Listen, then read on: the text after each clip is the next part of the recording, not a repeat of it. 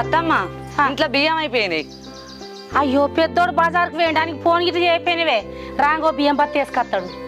సరే మరి. అవ్వా లాగకు నీళ్ళు పెట్టిన ఇంత గడ్డి వేసిన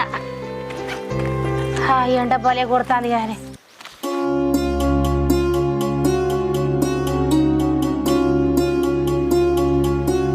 హలో ఏమయ్యా ఇంట్లో బియ్యం అయిపోయినాయి. నువ్వు బజార్ పోయినావాట కదా. బియ్యం వస్తా తీసుకురా రాంగా. సరే సరే జల్దిరా మరి. సరే తెస్తాం కదా.